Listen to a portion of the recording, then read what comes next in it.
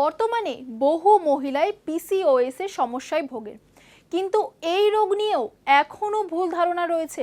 সময়ের সাথে সাথে এর ধরন পরিবর্তন হয়েছে, আর এবার পিসিওএস এর নাম পরিবর্তন করে রাখা হলো পিএমওএস। চলুন জেনে নেই এই দুই নামের মধ্যে কিসের তফাৎ আর কিভাবে কতটা আলাদা এদের লক্ষণ।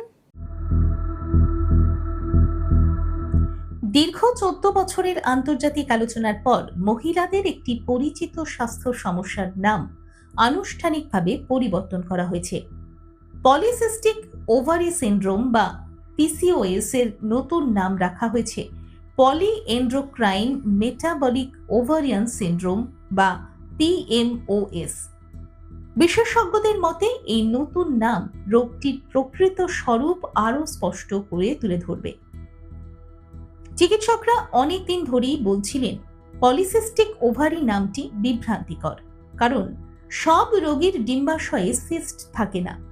আবার এই রোগ শুধু ডিম্বাশয়ের মধ্যেই সীমাবদ্ধ নয়, এটি মূলত একটি হরমোন বা মেটাবলিক বা বিপাকজনিত সমস্যা যা শরীরের বিভিন্ন অংশকে প্রভাবিত করে। নতুন নাম পলিএন্ডোক্রাইন মেটাবলিক ওভারিয়ান সিন্ড্রোম। এর তিনটি গুরুত্বপূর্ণ দিক তুলে ধরা হয়েছে। পলিএন্ড্রোক্রাইন বোঝায় শরীরের একাধিক হরমোন গ্রন্থির ভূমিকা, মেটাবলিক বোঝায় শরীরের বিপাক প্রক্রিয়ার সমস্যা, আর ওভারিয়ান শব্দটি প্রজনন ব্যবস্থার সংযোগকে নির্দেশ করে। ফলে রোগটির সম্পূর্ণ চিত্র একসাথে বোঝানো সম্ভব হচ্ছে।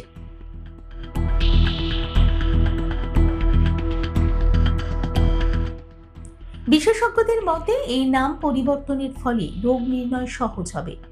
অনেক নারী আগে বুঝতেই পারতেন না যে তাদের সমস্যা পিসিওএস এর সঙ্গে যুক্ত।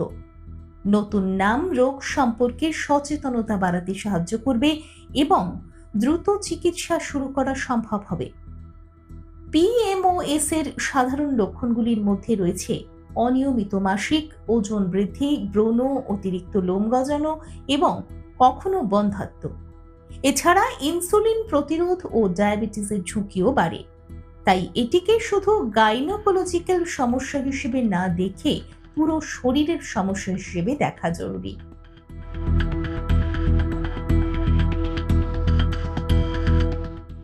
চিকিৎসকরা জানিয়েছেন এই রোগ পুরোপুরি সারানো না গেলেও নিয়ন্ত্রণে রাখা সম্ভব। সঠিক খাদ্যাভ্যাস, নিয়মিত ব্যায়াম, ওজন নিয়ন্ত্রণ এবং প্রয়োজনীয় ওষুধের মাধ্যমে উপসর্গ কমানো যায়। সব মিলিয়ে পলিসিস্টিক ওভারি সিন্ড্রোমের নতুন নাম পলিএন্ড্রোক্রাইন মেটাবলিক ওভারিয়ান সিন্ড্রোম রাখা হয়েছে, যাতে রোগটি ভালোভাবে বোঝা যায় এবং এর ফলে ভবিষ্যতে দ্রুত শনাক্ত ও চিকিৎসা করা সহজ হবে। দেখুন এই সময়ের তথ্য ও চিত্র প্রতিদিন রাত 9টায় ও সকাল 8টায় শুধুমাত্র চ্যানেল 1-এ।